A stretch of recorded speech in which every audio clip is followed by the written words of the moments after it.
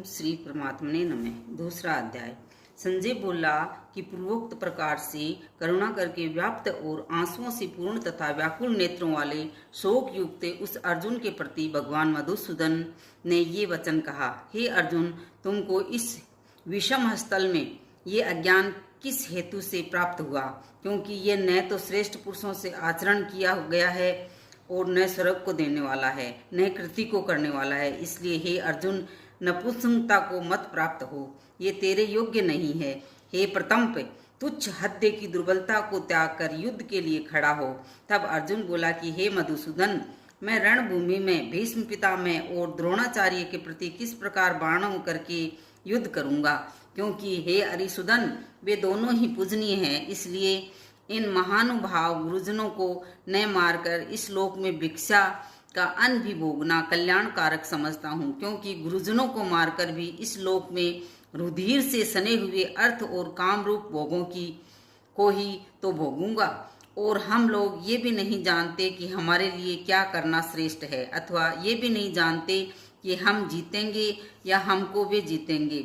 और जिनको मारकर हम जीना भी नहीं चाहते, वे ही धृतराष्ट्र के पुत्र हमारे सामने खड़े हैं। इसलिए कायरता रूप दोष करके उपहत हुए स्वभाव वाला और धर्म के विषय में मोहित चित हुआ मैं आपको पूछता हूँ, जो कुछ निश्चय किया हुआ कल्याणकारक साधन हो वह मेरे लिए कहिए।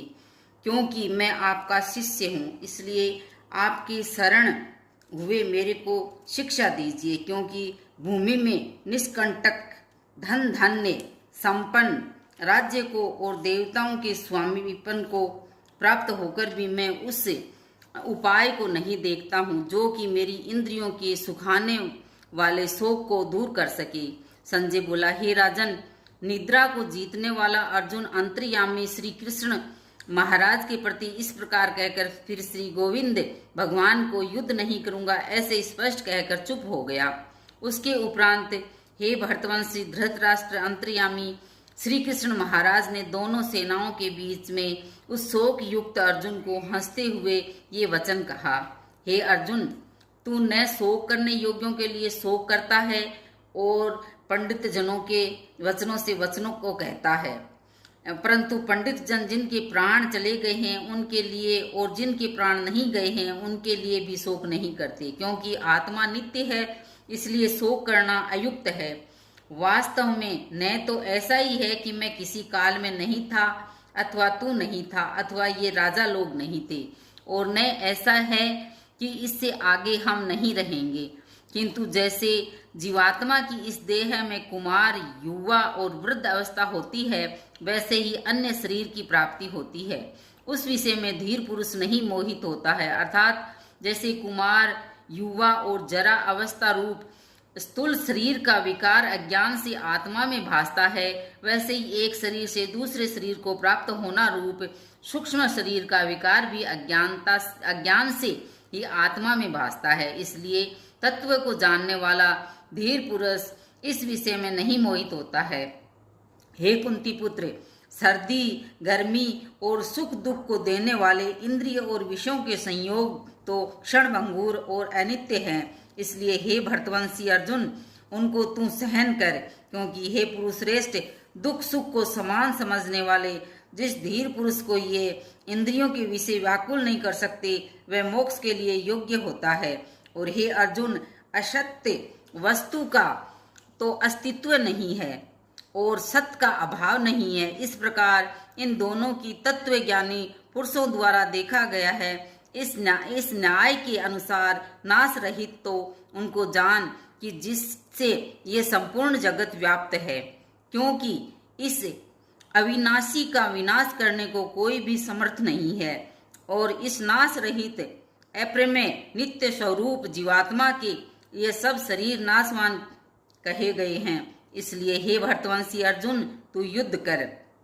जो इस आत्मा को मारने वाला समझता है तथा जो इसको मरा मानता है, वे दोनों ही नहीं जानते। क्योंकि ये आत्मा न मारता है और न मारा जाता है। ये आत्मा किसी काल में भी न जन्मता है और न मरता है, अथवा न ये आत्मा होकर के फिर होने वाला है। क्योंकि ये अजन्मा नित्य शाश्वत और पुरातन है। शरीर के नाश होने पर भी ये नाश नहीं होता है। हे प्रथापुत्र अर्जुन, जो पुरुष इस आत्मा को नाश रहित नित्य अजन्मा और अव्यय जानता है, वह पुरुष कैसे किसको मरवाता है और कैसे किसको मारता है। और यदि तू कहे कि मैं तो शरीर के विभोग का शोक करता हूँ, तो ये भी उचित नहीं है, क्योंकि जैसे मनुष्य पुराने वस्त्रों को त्याग कर दूसरे नए वस्त्रों का ग्रहण करता है, वैसे ही जीवात्मा पुराने शरीर को त्याग कर दूसरे नए शरीर को प्राप्त होता है। हे अर्जुन, इस आत्मा को शस्त्र आदि नहीं काट सकते और इसको आग नहीं जला सकती तथा इसको जल नहीं गीला कर सकते हैं और वायु नहीं सुखा सकता है, क्योंकि ये आत्मा अच्छेद है, ये आत्मा अद्या है, अक्लेद है और अशोष्य है तथा ये आत्मा निसंदेह नित्य सर्वव्यापक अचल स्थिर रहने वाला और सनातन है। ये आत्मा अव्यक्त अर्थात इंद्रियों का अविषय और ये आत्मा अचिंत्य अर्थात मन का अविषय और ये आत्मा बहुत काल तक अपकीर्ति को भी कथन करेंगे।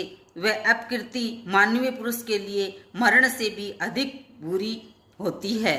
बाकी दूसरे पार्ट में।